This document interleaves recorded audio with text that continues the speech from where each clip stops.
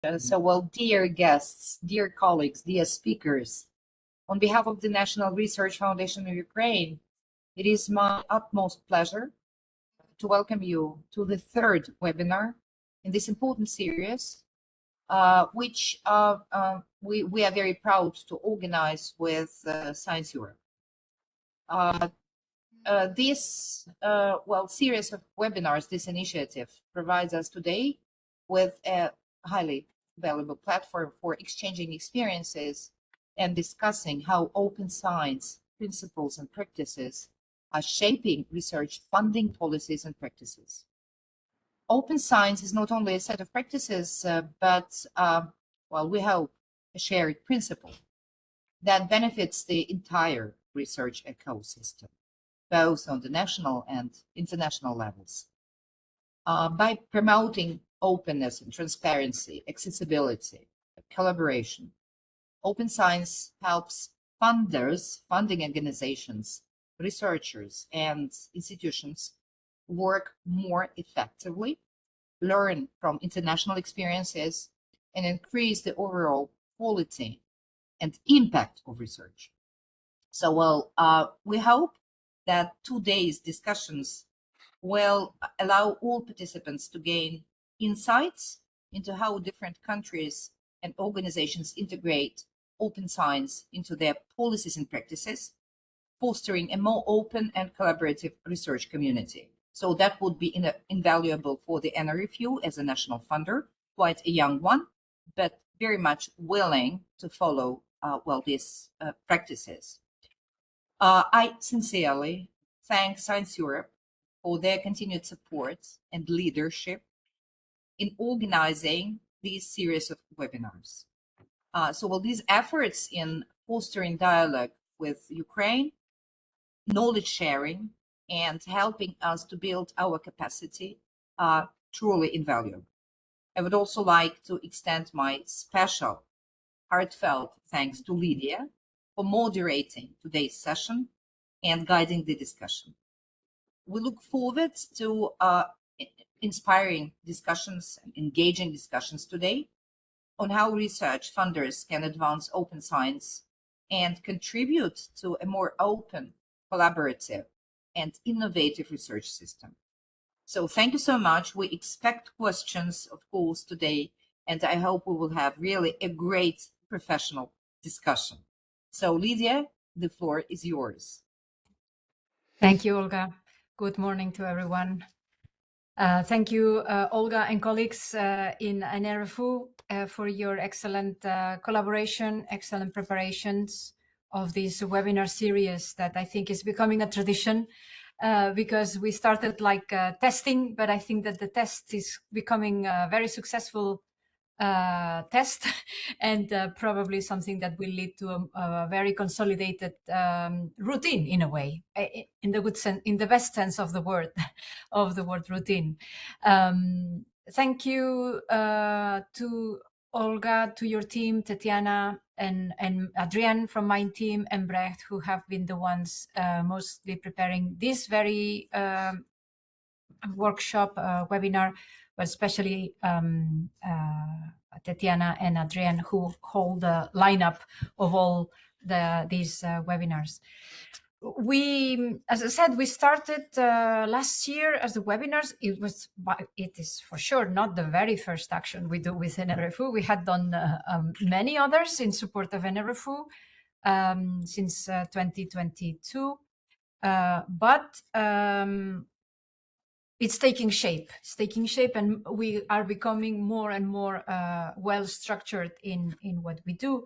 And a very nice outcome of these webinars is that they are useful for all. They are useful for NRFU, of course, because they have great plans to get their mechanisms and policies up to speed with the European, with other European agencies.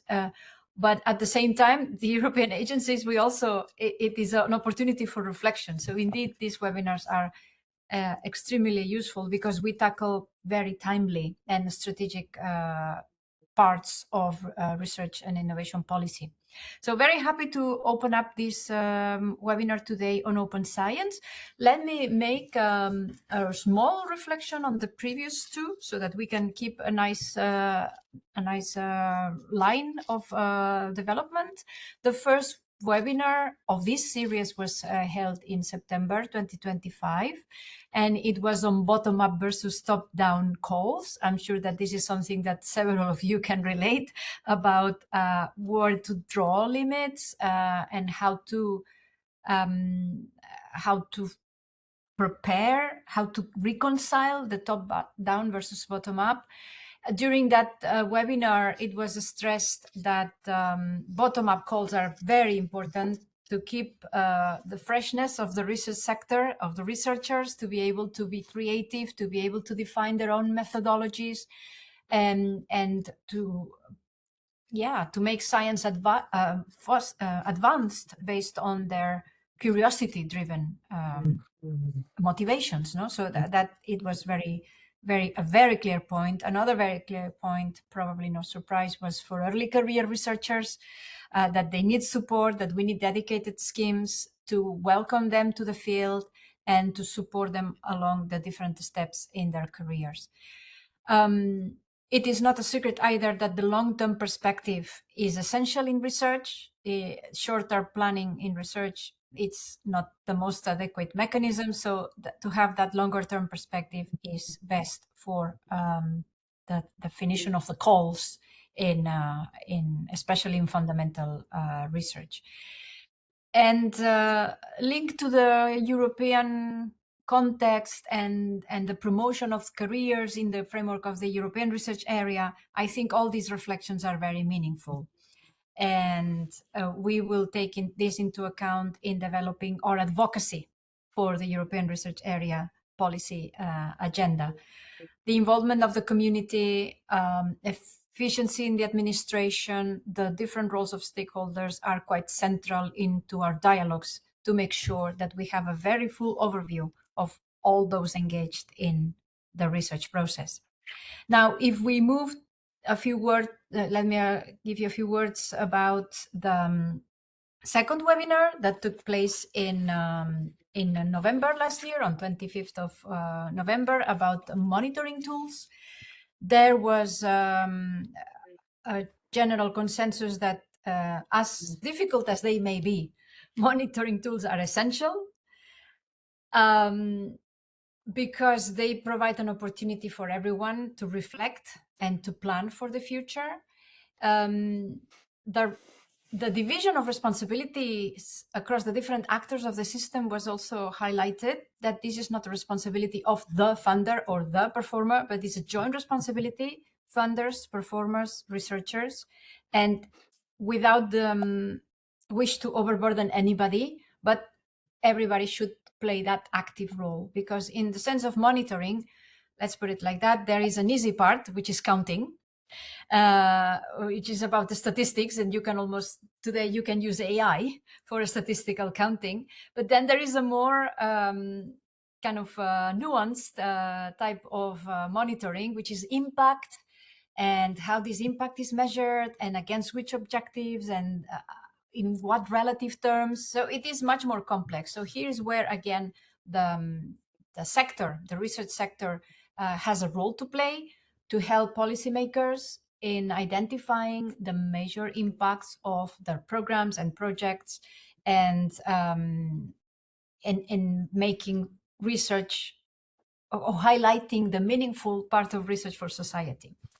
And last but not least, that will be my last comment, the role of external experts is very important. Those that are already experts in monitoring difficult situations, I think we could draw more from that type of expertise to perhaps develop better systems for this soft monitoring, if I may put it in those terms. So these are in my view, the main lessons learned from the previous webinars. I hope we will have a very similar set of interesting conclusions out of this one that focuses on open science. We have an excellent group of speakers that will show us their best experience and practice in their institutions regarding development of open science policies and implementation. And just a word to hint at others that will come. They are not yet planned in our calendar, but soon will be. There is already a list that we have discussed. We are discussing with Olga about new possible webinars and about transforming research systems, requirements for research funding calls, risk management, financial management, and etc. So we have a very interesting list of future webinars. So we will invite you in due course, of course, but they will be there as very good platform for exchange as well. So sorry for this a little bit long introduction, but I thought it was important to have this line of thinking. And now let me welcome the researchers and policymakers that we have in this session. And let me start with a person from ANR, the French National Research Agency, Zoe Anxion, who is head of Open Science Unit. So Zoe, could you summarize ANR's intensive and extensive experience in open science in 10 minutes? I I know will it's a try challenge. to do it. Yes, thank you. So thank you for sharing my slides. Perfect. So today I am representing Martine Garnier-Rizet, who is the Director of Digital Strategy and Data at ANR, and who unfortunately could be there today. So I am Zoé Ancion. I am working very closely with Martine, and I will try to present a bit what we are doing in terms of policy, but also in terms of concrete action and projects for open science. Next slide, please. So just a few words. So ANR, it's a main public funding institution in France, based in Paris. And we work under the authority of the Ministry of Higher Education, Research and Space. And firstly, I would like to stress that for several years now, France has been very engaged in a process of change and transformation in the way of scientific knowledge is disseminated and accessed. In line, of course, with international movements driven by research community, reinforced by UNESCO recommendation on open science and also those of the Council of the European Union. So our open science policy is fully in line with this global approach highlighted in the definition on open science from UNESCO, and also, of course, fully in line with the national plan for open science in France.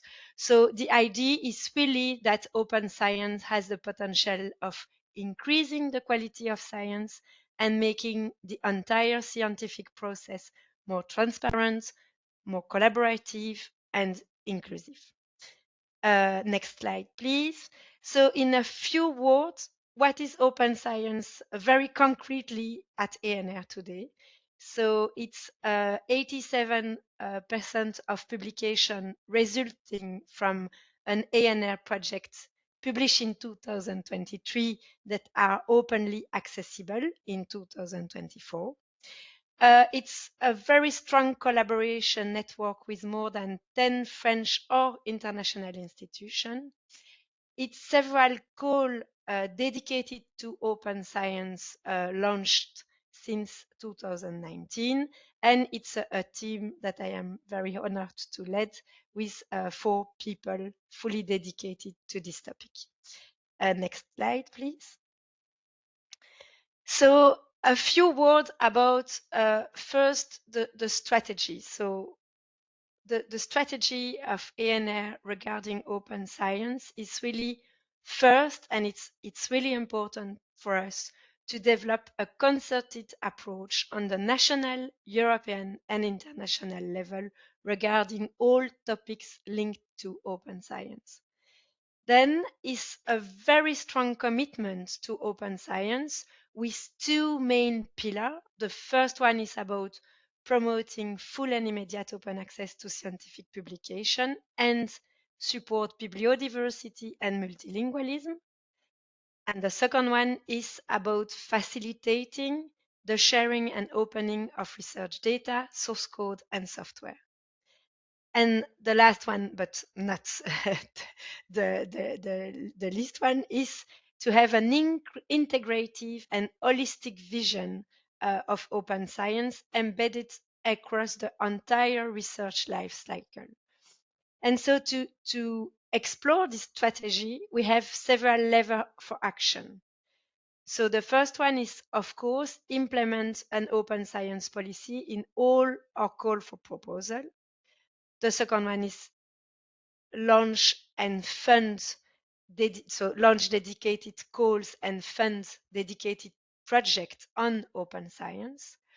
Provide financial support for sustainable infrastructures and for open science infrastructure. And I think this is a very important one. It's also a question very central about monitoring the impact of open science policy and be able to measure its effect on research practices. To contribute on the reform of research evaluation and to promote the opening of research information. So I would like in the next slide to focus on several levels for action because of course I don't have the time to address all, but just to give you more illustration. So regarding promoting a collaborative approach of open science, ANR works very closely with the French research and innovation community, so funding institution, but also performing institution to better define and coordinated effort to promote open access to publication and data. So we are represented at the French Committee for Open Science.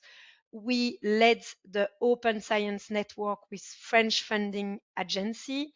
So it's a network of 6 funding agencies in France to ensure an alignment regarding our open science policy at the national level. And of course, we build very strong partnership with specific tool, with researcher, with performing organization. And then at the national, at the international, at the European and international level, we work very closely with several other funding institutions or network through the Coalition S, through Science Europe, through specific initiatives such as COARA, such as the Declaration of Barcelona. And of course, we are also working closely with UNESCO. Next slide, please. So I don't want to spend a lot of time on that, but just to highlight that our 2 main pillars. So the first one about promoting full and immediate open access to scientific publication, and the second one about contributing to the sharing and opening of research data, source code, and software. These 2 main goals are fully embedded in all our call for proposal. And so if a grantee is funded with an ANR project, he commits to full and immediate open access to scientific publication, and he commits to produce a data management plan within the 6 months after the start of the project, and to regularly update it, and then to also provide us a last version at the end of the project. Last slide, sorry, please. A very important action from ANR since several years now, and also in collaboration with other, including Science Europe, about supporting equitable publication models and with a strong focus on diamond open access. So diamond model is a model of scholarly communication in which the results of research are freely accessible at no cost for author or readers. So in March 2022, under the French presidency of the European Council and alongside with our international partner, Coalition S, Operas, and Science Europe, we launched the Action Plan for Diamond Open Access to support and develop an equitable and sustainable open access publishing model led by the scientific community. Then, since the launch of the action plan, just to mention that this action plan is supported by more than 160, I think, institutions from around the world, and it's all available in several languages. And since the launch of the action plan, the ANR has also contributed to the 3 global summits on diamond open access. The last one was in Bangalore 2 weeks ago in India. And so the summits are really an important opportunities for mutual learning, for sharing best practices, and for providing a space to bringing together all the global community, performing organization, researcher, initiative, infrastructure, but also member states representative and high-level representative for several institutions. And more recently, the ANR has also supported through funds the launch of the European Diamond Capacity Hub. So it's an initiative to provide tools, training, and standard to the entire community. And in 2026, but I am quite sure Victoria will explain more about it, alongside other performing and funding institutions, we will support Open Research Europe. So it's an open peer review publishing platform launched by the European Commission, today only available for European Commission grantees, but in the future, the goal is to ensure that the platform will be open to more and more researchers. Next slide, please. So yes, here I just want to highlight that since 2019, we have launched several dedicated calls to support open science, and a special mention on the one in 2023 about it's a call, it's a research on open science call, and we have supported 10 projects through this call, and we are really working closely with them to see the progress of their research, and then to be able to improve and to improve our open science policy, but based on evidence-based approach, and to see what we could do better for the future regarding our open science policy. Next slide, please. So the last project I would like to highlight, it's also a very important one about be able to monitor the progress of our open science and its impact. So first, we would like to monitor the progress and the impact of our open science policy. And to do that, we have built our open science monitor.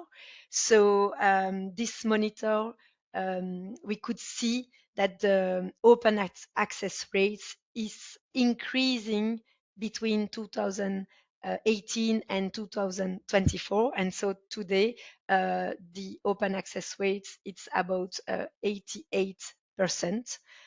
Of all, so all 88% of our publication are available in open access. And then 2 ongoing projects. And those projects are important because it's more to be able to monitor the impact of the open science policy, but not only regarding open access, but more the impact on APCs and the impact of data management practices. So to do that, a first estimation of APCs based on ANR-funded publication from 2016 to 2024, we estimate that the APC cost for just one specific call, it's the main one of ANR, but only one, it's about 6.5 million euros. So the objective is really to monitor this cost and then to see in the long term to consider the eligibility of APCs in a long-term vision. And we could observe that institutions such Gates have already removed APCs eligibility to support more equitable publication models. So it's also a reflection today, of course, in collaboration, in dialogue with other performing institution in France, with funding institution in France, and also at the international level through Coalition S or Sciencer. And then we also develop a specific tool to monitor data management practices by analyzing machine actionable data management plan, including repositories used, licensing practices, and costs. Also to be able to better understand the practices on data management by our grantees. And my last slide, please. I hope I am in the good timing. Just a few words about the next step. So, of course, to shape the future of open science, we must act collectively, grounding our policy in evidence-based support, ensuring equity and transparency, investing in sustainable infrastructure, measuring impact, contribute to the reform of research assessment, and responsibility integrating AI consideration. And we are convinced that as a funding institution, collaborating very closely with performing organizations and progressively aligned with national open science policy, we contribute to make open science the norm, placing transparency at the heart of our action to sustainably strengthen trust in research and scientific expertise. Thank you for your attention. Thank you very much, Zoe. Thank you very much for this excellent presentation. So comprehensive, and congratulations on all your successes about this open science, this 85% almost of publications already made open access. That's clearly a very successful case story. Let's move to Italy now. Let's move to the National Institute for Nuclear Physics, and it will be Stefano Bianco, a very experienced person in open science and open access, that will address the audience now. Thanks very much. Thanks very much, Lydia. Experience equals aged. And yes, I'm aged, as you can see, but it's okay. It's a great pleasure to be here. Thanks a lot for the invitation by Science Europe and the National Research Foundation of Ukraine. I am a physicist. I'm experimental particle physics. I'm also coordinator of open science for INFN, also co-coordinator of open science for COPER, the body of Italian research performing organization. Adrian, please, next slide.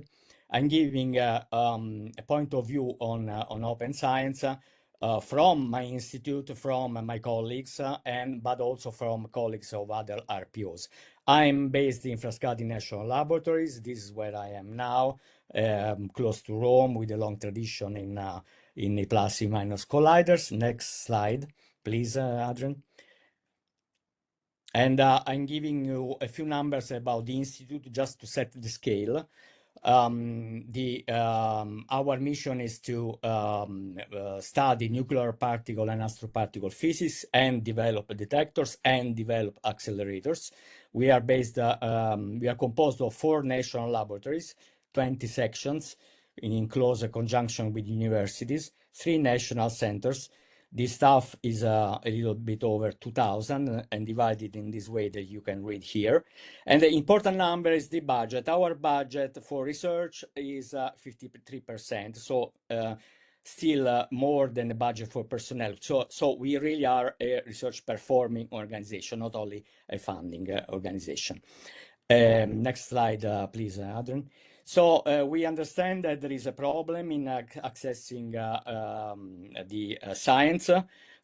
This is well known, but a couple of words on why we think that the problem is really multidimensional, we say in physics. Next slide, Adrian, please. The reason for increase of prices that we have been seeing since the last century is due basically to the existence of an oligopoly in the scientific publication market, where the major publishers that we know all of own the 80% of a world market estimated between 10 to 20 billion euro per year, so a huge market. And there are very clear reasons to do this. First of all, they do not give any royalties to us, so we produce science, they sell it, and they don't pay us. We pay them for the service they provide. This peer review, but the peer review is done by ourselves, and we are not paid. We physicists. They don't have any more editing expenses because we provide the product camera ready. And on the other hand, the research evaluation system, at least in Italy, but also somehow in the rest of the world, is based on publish or perish. There is a huge use of journal impact factor, and at least in Italy, we are we're forced to use proprietary databases. So again, we pay again to the same publishers, basically. So we have a clear problem. And next slide, please, Adrian. But the real principle that we are trying to diffuse and to make aware our colleagues of is that open science is science done well. So it's nothing new. Is back where Galileo Galilei funded science. So science was born open, was born accessible to, of course, the people who could access it. And we should just go back there. And this is an ethical priority that has some very practical consequences. So next slide, please, Adrian. So what should be done? The Institute for Nuclear Physics, but basically all our other universities in Italy and RPOs work along these directions. So first of all, research reform, research evaluation, policies, institutional repositories, institutional publishing, also called Diamond OA, advocate secondary publishing right law, awareness among colleagues, and outreach. Next slide, Adrian, please. Reform research evaluation is the first step. NFN, all Italian RPOs, universities, and say in the ANVOR itself, ANVOR is the governmental research evaluation agency, have signed the QARA principles for reforming research evaluation. Next slide, please.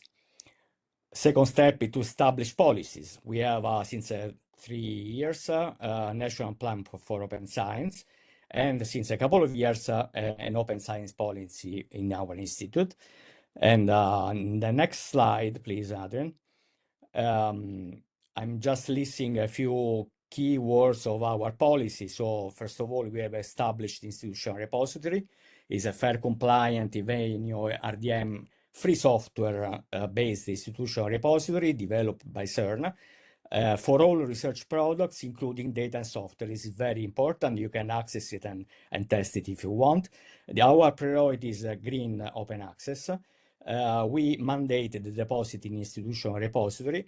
We cover in the policy also intellectual property, copyright, and licenses. We devote a full article on data, so data management plan and such. And we define the rules and procedures for payment of article processing charges that we want to keep as low as possible. And also we establish an FN editions in order to be able to make a transition to Diamond OA. So in the next slide, please, Adrian. we also need to do more, and we are moving together with other RPOs and universities in the publishing market. We are all member of the Cruicare Consortium, which negotiates nationwide deals for journals, and also we support collaborative initiatives since a very long time, Scope 3 since 2014, OA 2020, Coalition S, and very much important, Open Research Europe, both phase 1 and phase 2. That is the platform that is going to be talked about by Victoria, owned by European Commission. So towards the conclusion of this talk, please, Adrian, next slide, number 12.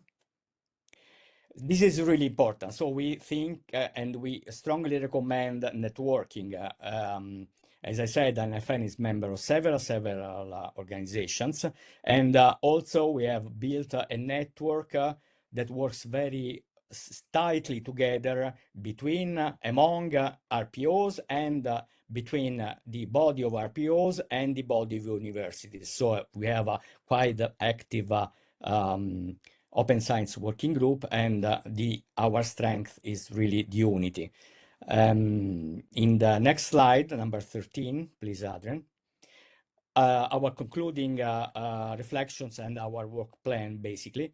So again, the message that we're trying to convey to our colleagues, because I think the first message should go to the scientists and then to the policymakers, is that open science is nothing really new. Open science is a science done well, is a science that came to us from Galileo Galilei onwards, and it is an ethical necessity. Is an ethical necessity we have towards the taxpayer. We go by soft laws. We don't believe in having hard laws, because we have to convince to have a moral suasion with our colleagues. But we provide colleagues with tools. So efficient and modern institutional repository, and also a soft law policy. On the institutional repository, since this is a technique that is used already in Europe, like in Zenodo, as instance, we are very much interested in collaborating. So this may be a topic of discussion, even with the National Research Foundation of Ukraine. And also, we are very much convinced that the change must be fostered by ourselves. So the best way to convince our colleagues that we have to go back to science done well is to have scientists that convey the message to other scientists. So, of course, other personnel such as administration and librarians have been doing a great job so far, and they will be extremely helpful, but as the scientist that has to be really in charge of transmitting the message to other colleagues.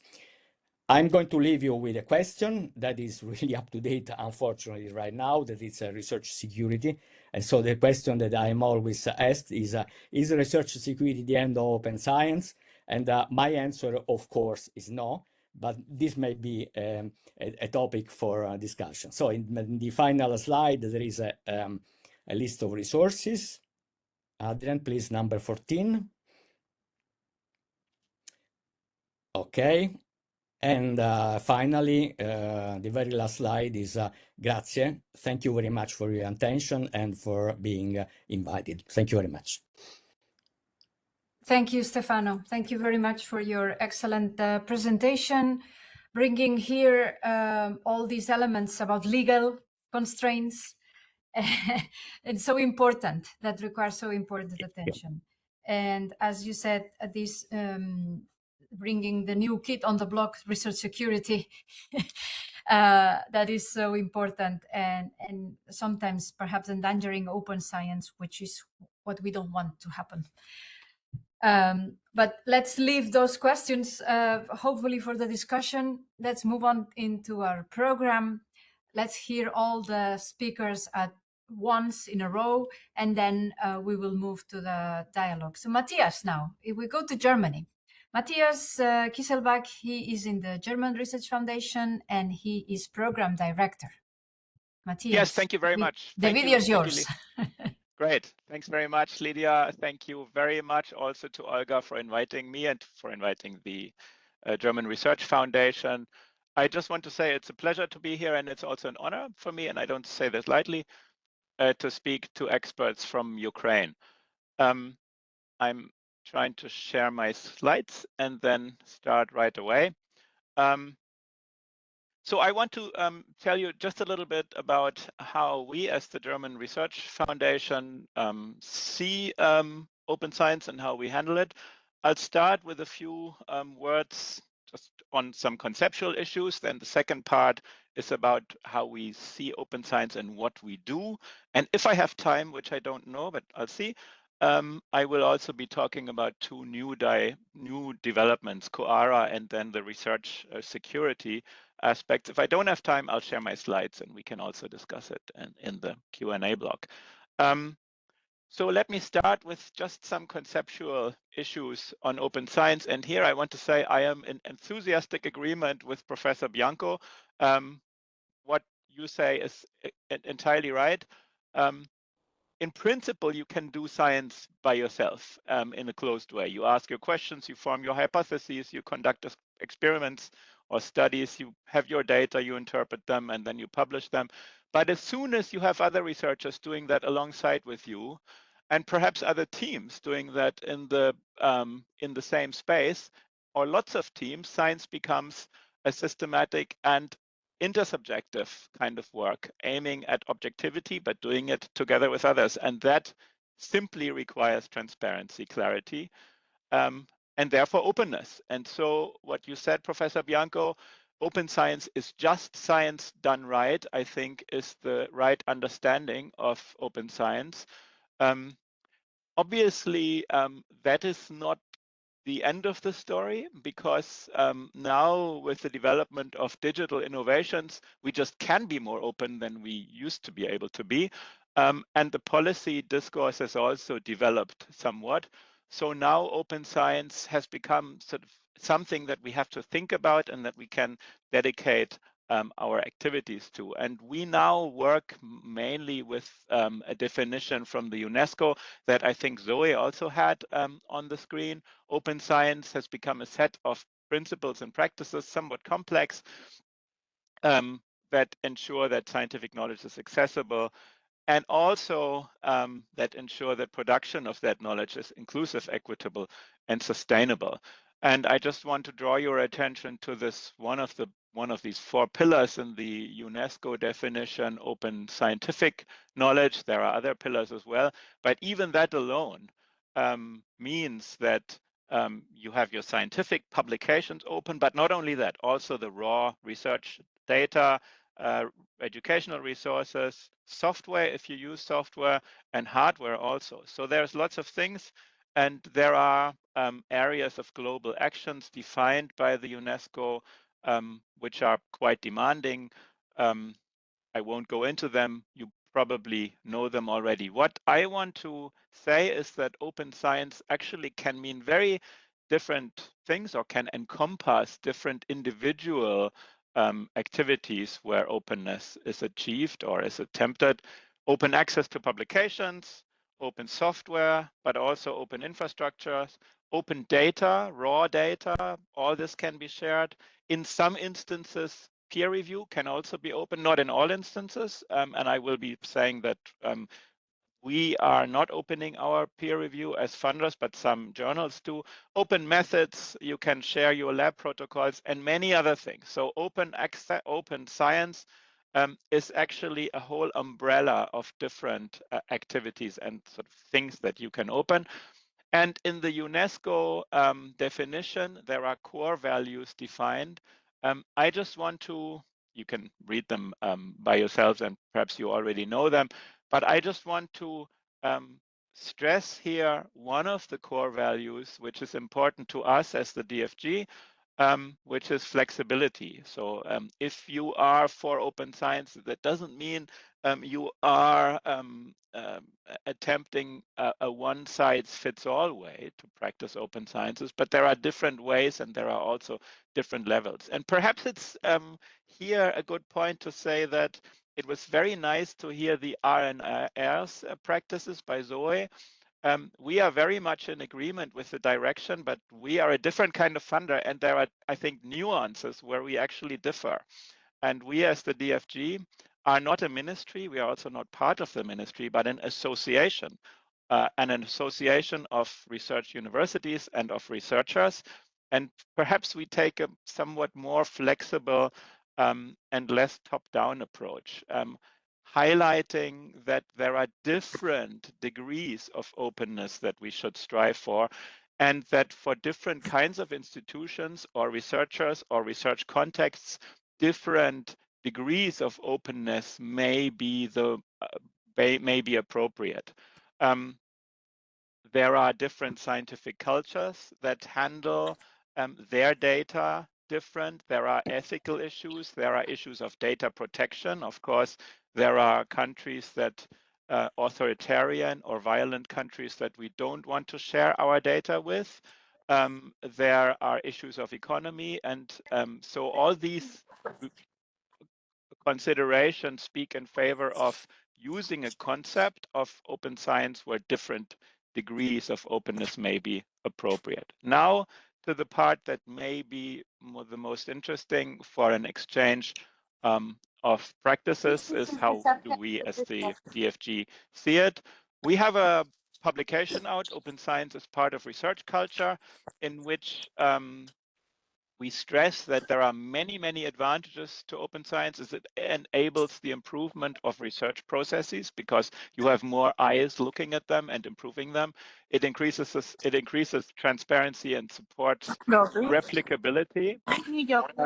It helps equal access, it strengthens cooperation, and it facilitates innovation. But open science is not a guarantee for good research practices. Just because your practices are open doesn't mean that they are immediately already good research practices. We also stress that not all processes in the research context need to be open. In particular, peer review. In many instances, it's good reason to keep it confidential. And we think that we should be careful about placing too much weight of expectation on individual researchers. We think it's equally or perhaps even more important to also fund and support the infrastructures which we then want individual researchers to use to open up their results, their data, their lab protocols, and their experiences, and so on. So there are differences in the nuances. I will skip this slide. And I will now come to what we do in practice about open science. So I want to say, to divide my remarks in two sections. The first is how we handle open science in our research project funding. We are a funding agency with a budget of about 4 billion euros annually. And we review tens of thousands of projects and we fund many thousands of projects. And then I want to say about how we fund infrastructure. So first about the actual research project funding. Here we are different from the ANR.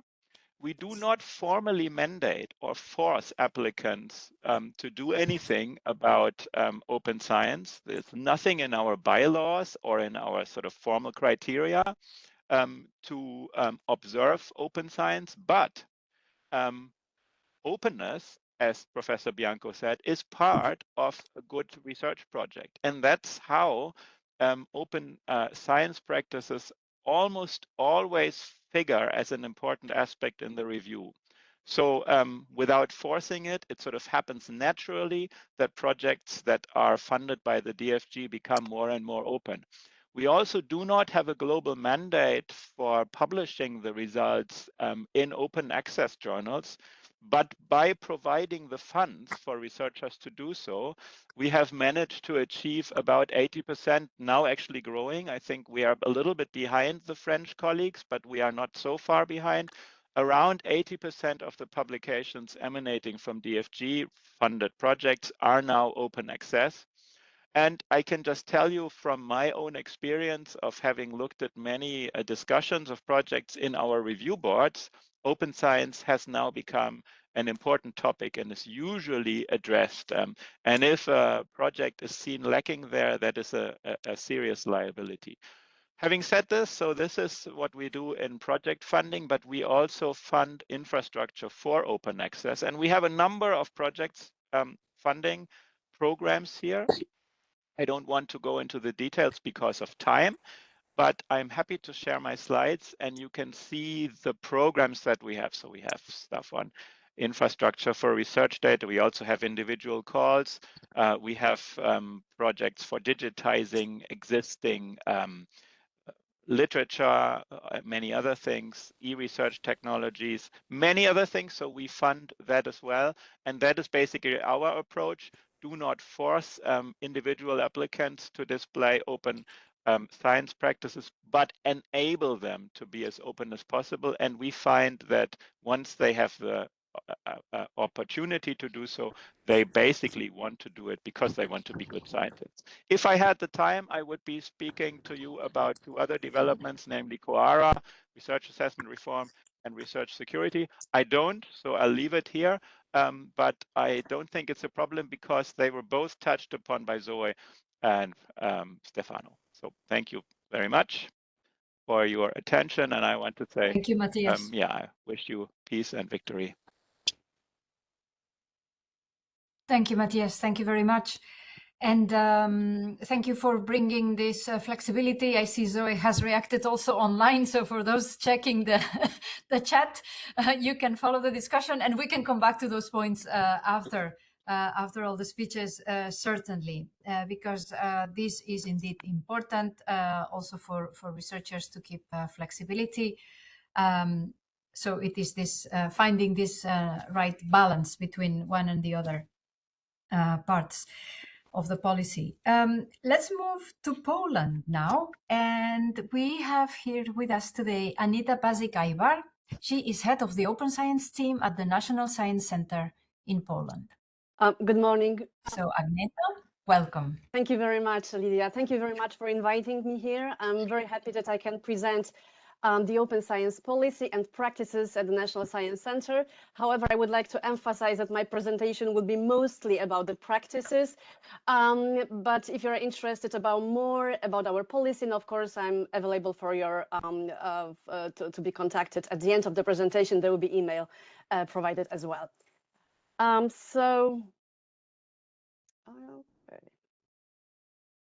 So basically, I would like to start with an overview presenting the milestones of how we developed our open science policy and activities, because this was indeed a quite long process.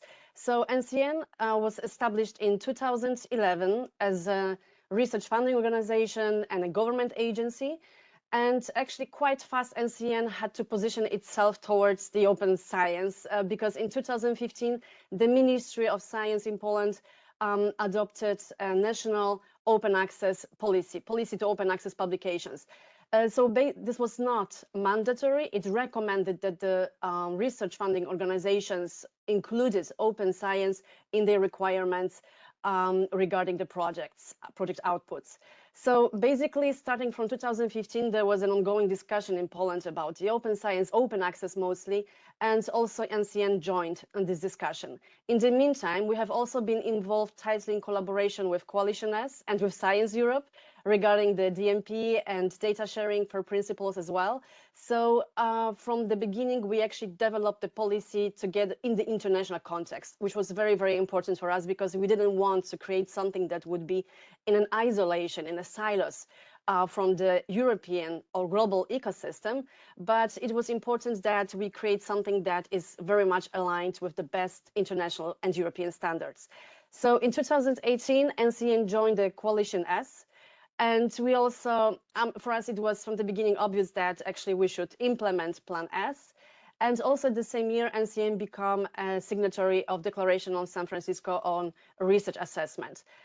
So basically, this gave a spark to some changes in our practice as well. So following Dora's recommendation, we have revamped the sections in our proposals related to individual researchers' track record, for instance, to put more emphasis on the narrative part, and also we removed any references to the quantitative metrics, for instance, age indexes, or any matrices that they were related to the journals themselves. So in 2019, we incorporated DMPs in all research proposals submitted to NCN, and also the end of project reports. And in 2020, we finalized our works on the institutional, on NCN's policy on open access, which was adopted based strictly on Plan S structure. And in 2021, this is also a very important milestone in terms of another field of activity in open science practices at NCN. We started coordinating the national participation in the EOSC partnership initiative.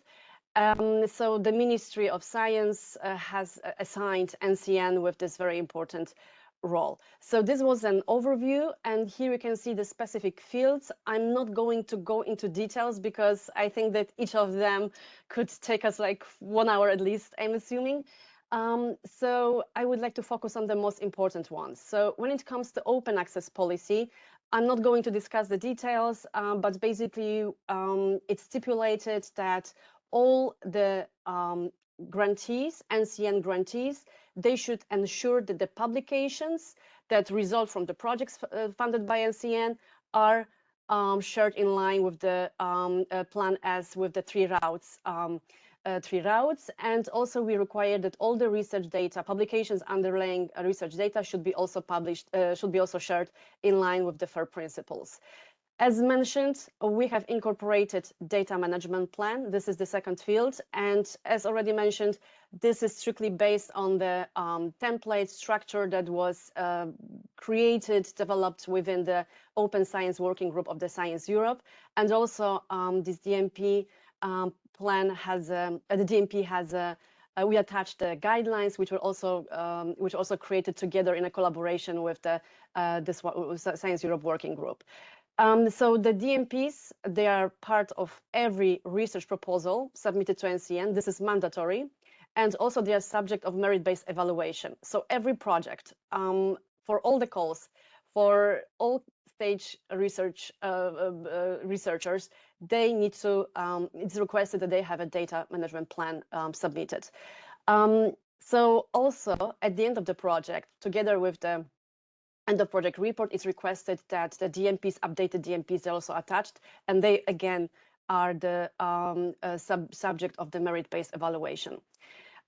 So we also incorporated FRAM principles related to the data sharing. So yeah, we require that all the outputs data, they need to be shared, but in line with FAIR principles and in line with the principle that data needs to be as open as possible and as closed as necessary. So basically there are, of course, there's not like a closed catalog of situations which would justify not sharing the data. This is open for discussion by the expert panels, for instance, and the researchers communities themselves. But we see that, for instance, this is exactly the research security is one of the aspects, or the ethical issues, which are of prominent importance in some fields as well. When we implemented our open access policy, NCN also decided to allocate a special funding for specifically open science activities.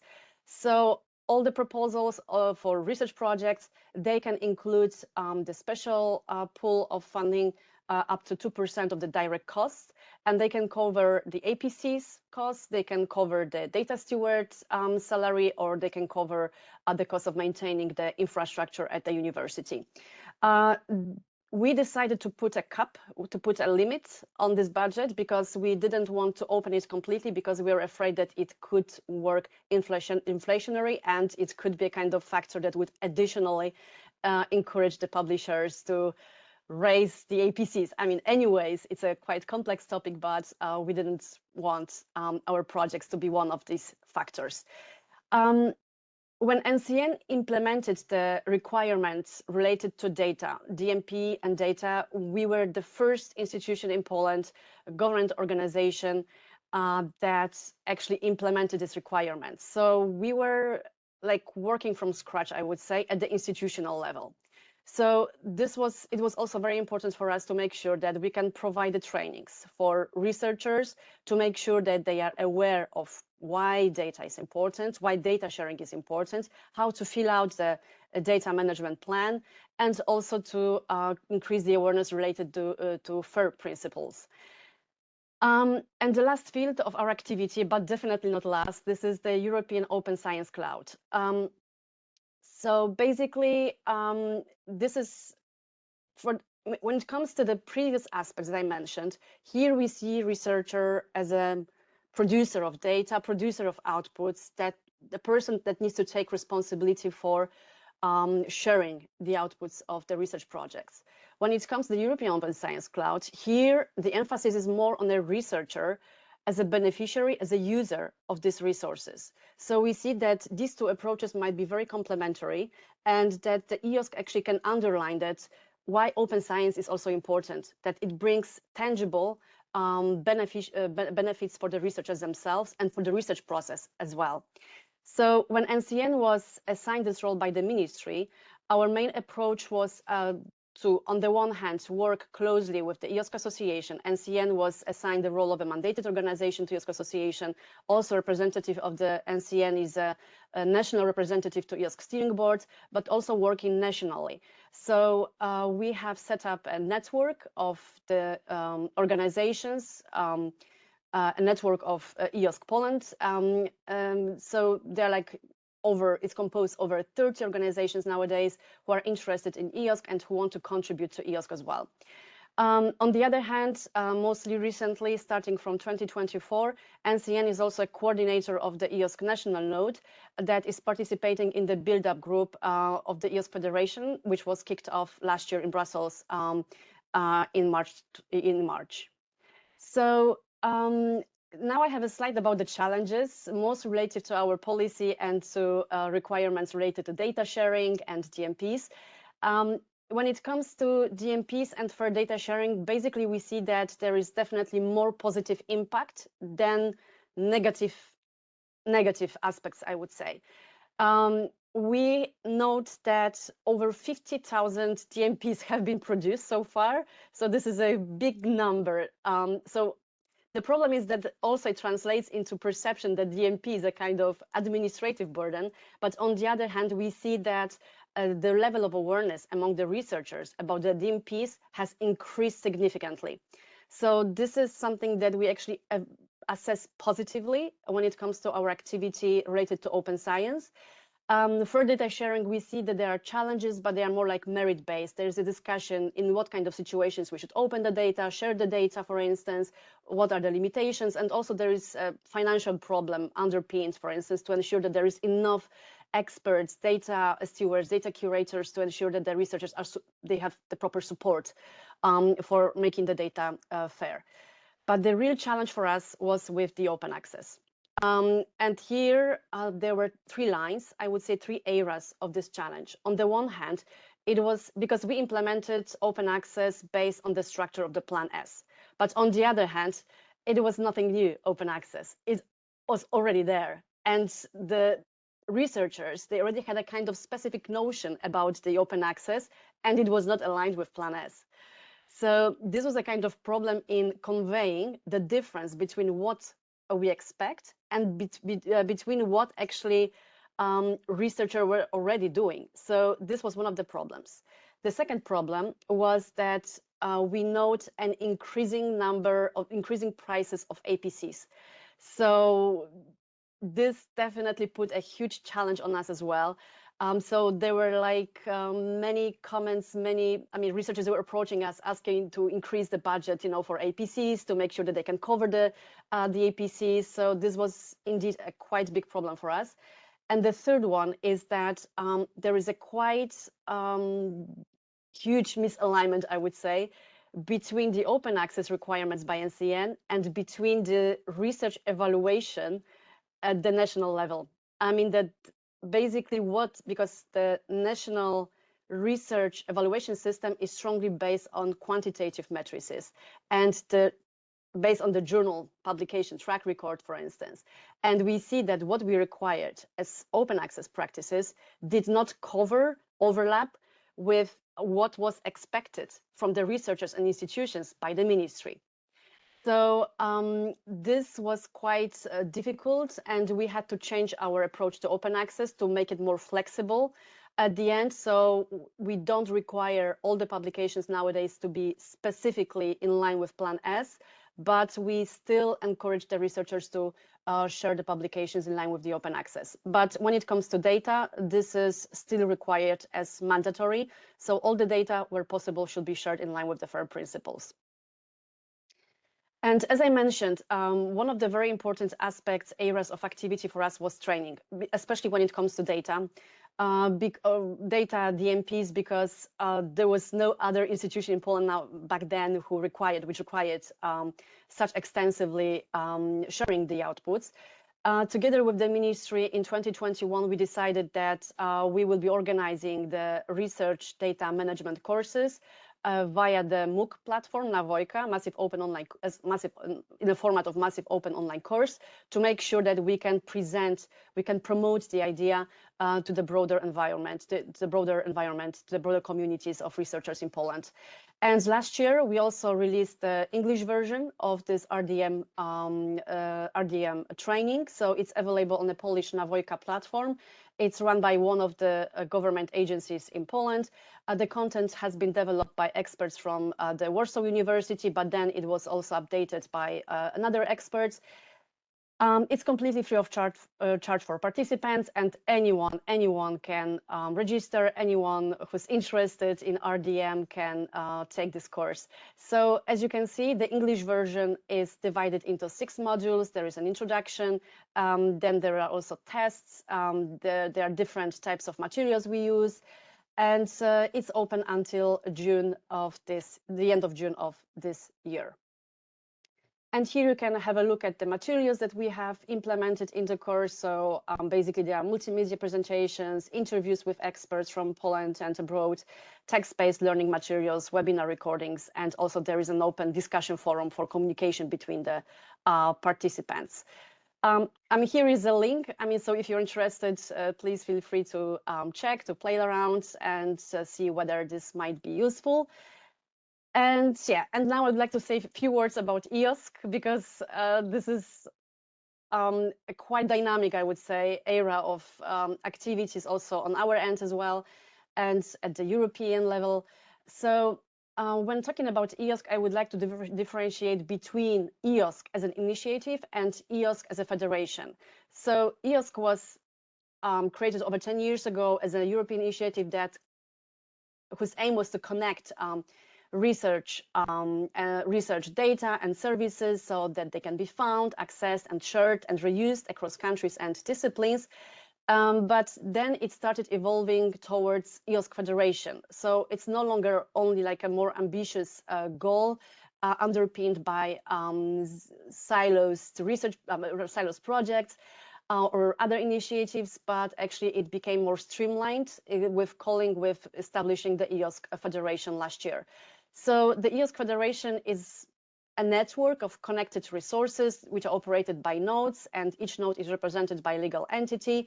So it can be either a national, thematic, or infrastructure node, and that they can work together through shared standards, policies, and are linked by common connection services. This is a kind of glue between these platforms, and they are called federating capabilities. So we believe that by connecting these platforms, on which there are onboarded different types of services, data, repositories, the researchers can do the whole research process with using these resources. So we have set up an EOSC Poland gateway. This is the portal, which you can see here, where we have already collected data sets from repositories from Poland and also from the onboarded catalogs by other nodes. There is also a list of services, and also we are working on the common policies that will be also included on this platform.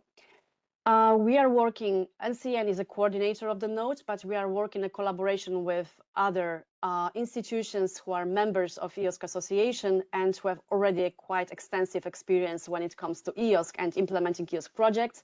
So this is the University of Warsaw, Institute of Oceanology of Polish Academy of Sciences, Cyfronet, Gdańsk University of Technology. However, we are aware that for the time being, we keep it more like slim, but we are going to open up and to make sure that other organizations who are interested in EOS, they can also join our node. So here is an example of a workflow that can be conducted by using the resources that are already available in EOSC, which is at the test pilot stage, actually. I'm not going to describe this in detail because I think that this would require some time, but what I want to mention basically is that what we are aiming for is to ensure that indeed we can provide the research virtual environments where researchers can find the data, they can find tools, they can underpin the computing other cost-intensive resources, for instance, and at the end they can publish the data that will be included in the system, and this will be all connected with other nodes. So as I mentioned at the beginning, we see that there is a very strong correlation, synergy between what we require as an agency on the one hand, that we require the data to be shared, for instance, other outputs to be shared. But on the other hand, we see that it can also bring a very specific, tangible benefit for the researchers, where they can do actually research by using what is already there, available there. So here there is you can have a link to our platform, and basically this is the end of my presentation. So thank you very much. If you have any questions, please feel free to ask. Thank you. Thank you, Aneta. Thank you very much. Yes, sorry, but we are a little bit late on the panel now. Yeah, thank you very much for bringing all this richness, engagement from the Polish side. This is fantastic progress, definitely. And all these links between ORE and EOSC, certainly, that we need to reinforce in the coming months. We'll talk a little bit more about ORE in the discussion. Hopefully we will have time for discussion. But last but not least, Victoria. We have Victoria who will deepen into these issues in a moment. Victoria Zuccala, Policy Officer of the DG RTD in the European Commission. Victoria, the floor is yours. Thank you. Thank you. Many thanks, Lydia. Let me try to see that I can share. It looks like I can. Does my screen come up? Yes, it's all yeah. good. Do you see a panel on top right or not? Is it bothering you? No, I stop sharing. No, it's good. Okay, excellent. No problem. Thank you very much. Thank you, colleagues, for the opportunity to be here. I'm here actually also representing my boss, Michael Arendhoff, who is the head of our unit. We are a unit bespoke on open science and research infrastructure in the Directorate General for Research and Innovation in the European Commission. So we are a policy funder, a policymaker, a funder, as you know, as well as a coordinator of policies in Europe. So why open science? Of course, we all discussed open science, and we saw why it is important for other funding organizations here and research organizations. Indeed, we agree, because it leads to better research. So it leads to more transparent research, reusable, reproducible, thus more robust. It accelerates research efficiency, and actually it has a lot of impact. It provides access to publish, it increases trust in research, inclusiveness. So there's a whole slew of reasons that have been examined again and again, and are now being proven actually by research, relevant research. So this is indeed our reason for supporting open science for many, many years. Again, as others before said today, and I will be very fast here, we are trying to support the practice of open science. And for us, open science is a way of doing research, is an approach to research. We have a definition which is in Horizon Europe, and it's quite close to the UNESCO one. So it comprises a variety of practices that support early sharing, transparency, open collaboration, and you can see those on your left. Many of you have referred to them, but it's actually about developing the enablers to support the mainstreaming, let's say, of open science, or open science becoming reality, your usual way of conducting research. And in these, of course, we have either law and policy, such as, for example, the legislative and regulatory interventions that we have, and funding, including, of course, Horizon Europe is our main funding instrument and is our main way of actually one of the two main ways of developing the enablers. So all of our infrastructure, skills support is supporting through funding through the Horizon Europe. We have then the legislative and regulatory environment, and I will tell you about the ERA Act that we are preparing.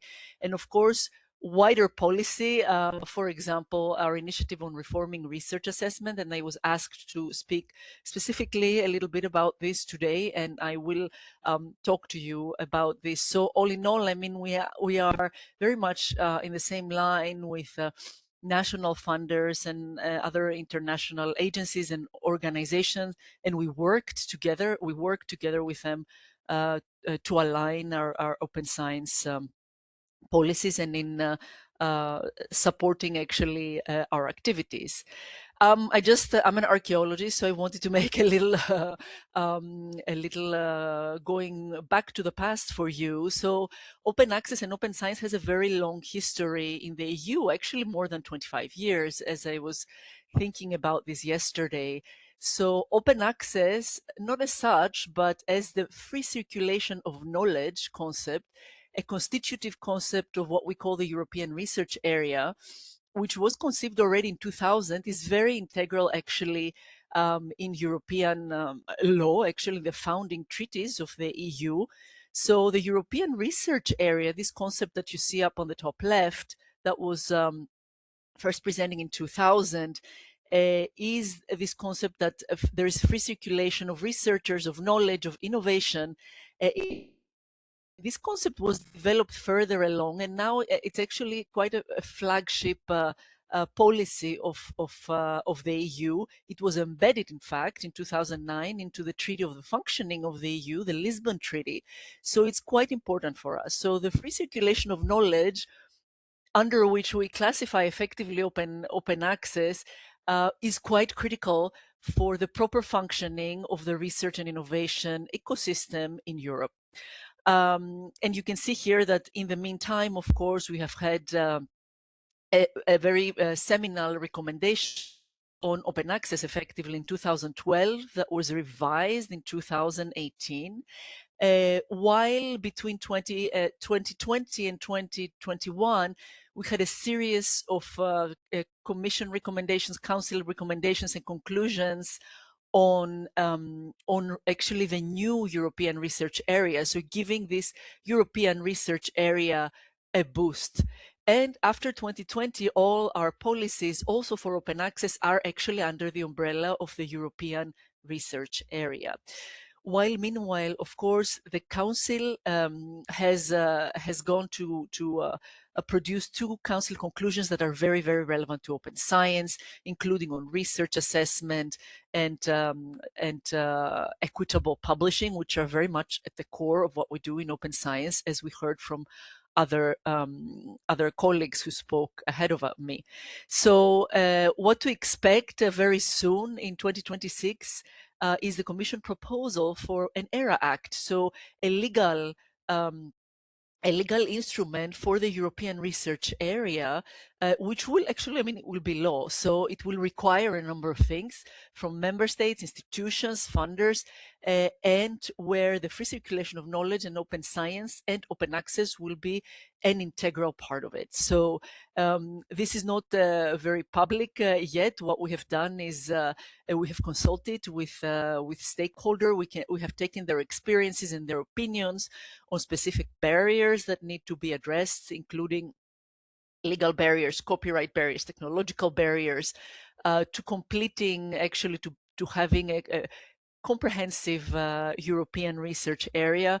And so we are about to come with our proposal very soon. And of course, not to say the least, the new framework program. So I will not go into details in our requirements of the framework programs, but here is also to tell you that with respect to open access and open science, there is an increasing strengthening of the presence of open access and open science in our R&I framework programs already since 2008 with a pilot, and then gradually going to FP10 in 2028, where open science again will have a very prominent role. It is currently a principle of the framework program. It will be the same, a horizontal principle of the framework program, and the requirements will be quite strict, but also providing incentives as we currently do. So again, in terms of policy, the framework program is one of our ways of mainstreaming open science. But I was asked to also discuss a little bit research assessment and how we view research assessment and how we incorporate that in the framework program and in evaluation. So as you know, the Commission has been very much involved in this initiative of reforming research assessment, of going towards a more proper and fit to purpose currently research assessment that acknowledges the diversity of research outputs, that does not heavily rely or exclusively rely on numbers and on journal impact factors, and of course that considers open science and open research, practices. So we produced a scoping report that led to an agreement for reforming research assessment and supported the development of COARA, the Coalition for Advancing Research Assessment, which currently numbers close to 1,000, I think, members, many national chapters, and you can see here numerous, close to 300 action plans. So when you sign up for COARA, you sign up to bringing about change in your institution as a research institution or as a funder that will lead toward reforming research assessment. So we are seeing that this is developing quite well. And there is a variety of ways through which we support research assessment reform in our policies and in our funding. As I told you earlier, all of our open science policy implementation comes through the ERA policy agenda. So this is our policy agenda that goes with funding and is our way of implementing the ERA. And so the reforming of research assessment has become a very important policy, and actually not simply an action as it was in the first 2022-24 policy agenda, but structural policy now. So it shows the Commission's investment to seeing these changes, these institutional changes across the EU. And you can see here progressively how we're moving from creating momentum to actually expecting to see outcomes, to studying what we have learned and to understanding what still needs to be done in the next few years. Of course, then open science practices are assessed, as also we heard from the DFG in Horizon Europe. And we have a set of requirements, for example, for open access, for appropriate research data management according to the FAIR principles, but also incentives in the evaluation of proposals for Horizon Europe. So let's say the more open science practices you implement, this is going to be good for your evaluation beyond the requirements which need to be met. We will move in the same direction for FP10 while we actually incorporate open science practices more in the actual proposal rather than having them as a separate section, tell us what you do about open science. But more about this in the future. And also, as was said earlier, we do support, we require qualitative assessment. For example, when researchers give us publications, data, etc., we explicitly do not act for journal impact factors, but we ask them to assess qualitatively what the significance and the impact of their work is. And ERC actually has recently moved to do that in a more coherent way, let me say. And also, we're trying to enable the practices. So I will end with Open Research Europe. So Open Research Europe is this innovative publishing platform that we provide as a service to our grantees, while at the same time, they meet their open access requirement, but it is a way of experimenting hands-on with a very open and transparent way of publishing that supports reproducibility and early sharing of research. So it's very open sciencey, let's say. So we are seeing a very good growth of ORE. It's been operating for 5 years now. It has a post-publication peer review model, an open post-publication peer review, what is also called as publish, review, curate model. And as was already said, as of October 26, it will come into a new phase. The phase has actually already started with many funders and research institutions and stakeholders, and actually Science Europe has played a very critical role in supporting this, are coalescing together to support ORE, and actually some of the funders are here, like ENAR and DFG, to support collectively ORE, which will also increase the eligibility to publish to the countries that are supporting this. So a lot more people will be able to publish free of charge. I think this is in the beginning. And currently, of course, Ukrainian researchers that have EU funding from any EU instrument can publish their research in ORE without any fees. I think this was, for me, a melange of policies and activities that we do to support open science and research assessment at the same time. Thank you again for the opportunity. I'm available for any questions. Thank you, Victoria. Thank you for this fantastic presentation, including an overview, a historical overview. That's fantastic. Thank you so much for doing that. It is so interesting and so good to see the progress, huh? Because we can see sometimes in our day-to-day activities we've not realized, or it's more difficult to realize progress. And then with this perspective you gave us, we can say that okay, we have advanced very, very considerably, and I think that now with the EOSC, with ORE, these initiatives can be indeed still more forthcoming, and it just shows how much time we have had, how many efforts from so many people. Yes, for sure. And the here. EOS can, or I mean, ORA is a very concrete example, I think, in a way that it's an experiment. It's not very hurtful. It doesn't say let's turn things upside down, but it says let's try to see how this works if we all collaborate. So it is not very, how to say, threatening, at least to start with. Well, as you said, it's a pilot, and we hope that this pilot will be successful because the setup is very good, and we have such a good community already. The partners, many countries in Europe are sustaining ORE, and we hope that others will come in the future to make this pilot a real success. So it's very good. Excellent.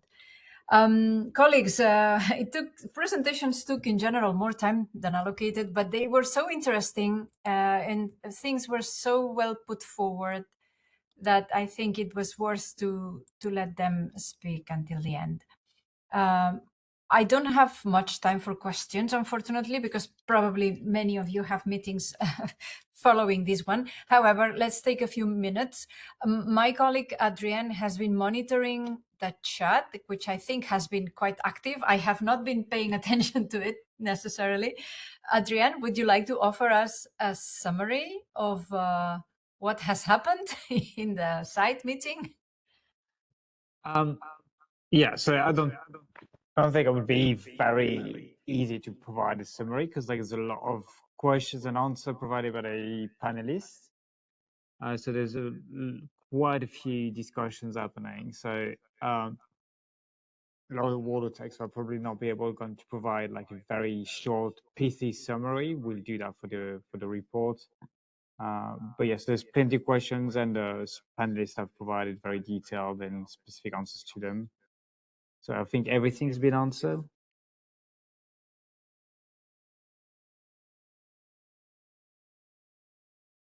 Lydia, you are muted. We can't hear you. Yes, thank you for noticing this. I was thanking Adrienne and saying that as this is recorded, we also take that as an input to draft the report of this meeting. Maybe, let's say, Can we allow 1 or 2 questions from the floor? If please raise your hand or just open your microphone and speak up.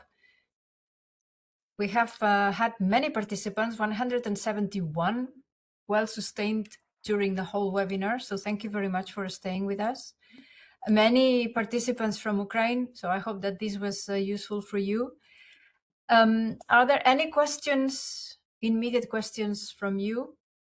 Please, I suggest that you open your microphone and speak up because there are many people. Hello, everyone. I'm sorry I'm without the camera, but I have some issues with this WebEx. I commented in the chat it's rather a comment, not a question, that open science is good and all these approaches. But in the past years, when the war broke up in Ukraine, we faced too much fraud from Russia in different areas. And I represent Sumy State University, and there is a think tank in there where one of the best researchers in Ukraine who works in economy is leading this team, and they are researching different kinds of fraud which are coming from Russians. So they find the way how to do it. So when you say that, yes, we all prefer carrot over the stick, it's good, but it doesn't work for certain people and certain types of people. So I posted the link to the work of this think tank in the chat. Those who are interested, you may follow them. And also one of the examples is the last one, which was published in Vox Ukraine. It's about what Russians do, for example, in editorial boards of their journals. So this is just a comment to raise awareness and spread the information about the think tank. Thank you. Thank you. And thank you for sending us this link about the think tank. Yeah, that's indeed very interesting and worth to follow. Yeah, very good. Thank you. Yes, we are aware of the very many constraints that currently you face in Ukraine, definitely. Olga, I can't see you yet, but would you like to say a few words? Definitely, Lydia, definitely. So, well, I hope that you can hear me, right? Yes. So, well, the chat was actually very agitated, I would say, and I was doing my best to follow both the presentations and the discussions in the chat. The most important thing, which I would say, is that having this discussion is very timely. And that's timely. And of course, that was initiated, the topic itself, by the NRFU, because we are facing some challenges here. And that's also about making the open science policies and practices here working in Ukraine, and like any European country, I would say. So we are maybe at the initial stage of the process, overcoming quite a lot of challenges about that. But Lydia, I support what you have just mentioned, that the topic is quite complicated, and even it seems to me, even for the speakers who are representing the national funders and European Commission. So, still there are quite a lot of questions to be answered for all of us, and when discussing and contemplating on that in this professional discussion is a way of finding the best possible solutions. So, I was also thinking about the kind of logical clash between striving to be 100% open and yet keeping research data secure, which is a very relevant topic, not only for Ukraine, but for any civilized country at the moment, because of those geopolitical tensions and intricacies, and the world has become quite a different and not very reliable place to live in. And definitely, Lydia, we should think maybe about having another webinar to be speaking about that. And as a person who represents a national funder, I valued all the information our speakers have shared with us today. because we really want to be moving in alignment with what you are doing. And so, well, for myself, I have, taken quite a few very interesting points and directions. And I will be immediately talking with the Scientific Council of the NRFU about these things. So, well, that's, we're extremely grateful. And you see, by the way, Lydia, by the number of the participants today, the topic is really relevant. And, well, the Ukrainian research community is, very much interested in that because we do understand the value and we do understand the restrictions at the moment. And as for the following steps, Lydia, we very, very much look forward to the new round of the series of webinars. Well, and of course, we would, as usual, rely on support of Science Europe as well, our true friend and well, the association that has been with us since the very, very beginning, the first days of the full-scale invasion. And this connection has grown very, very warm and sustainable. So, well, that's all from me. Thank you so much. Thank you. Thank you, Olga. Thank you very much for your words. Definitely, we will organize more webinars, as these are already in the pipeline. We'll decide the new date soon. Will be announced for the webinars for the year. Normally, there will be 3 as well, or two more or 3 more, depending on when can we schedule them. Indeed, that is a very excellent turnout of today's webinar. And then I would just say maybe we will wrap up. We will draft a report that it will be available to all of you. And just let me close with a note saying that together with Olga and the governing board, we have prepared yet, unfortunately, another statement that we will issue on the 24th of February. With the sad anniversary of the invasion of Russia into Ukraine. But we think that issuing this statement that which we do every year, it's very relevant to show that Science Europe stands by Ukraine, stands by NRFU, and we will continue to do so. So that it's a small reflection of what we have done the past year. It's a small reflection on what we will do in the future, but always continuing our unwavering support to the Ukrainians, and our most sincere congratulations for your resilience and your efforts in acting the way you are acting despite these tremendous circumstances. So all my thanks to you, and to wish good continuation. And of course, our cooperation is very alive and we will continue. And thank you all very much. Thank you, Matthias, Victoria, Stefano, Zoe. Thank you. Thank you all for your excellent, Aneta, for your excellent presentations, and see you in the next one. Have a nice day. Have a nice weekend. Thank you so much. Bye-bye. Thanks a lot. Bye-bye. Thanks Thank a you. lot. Bye-bye.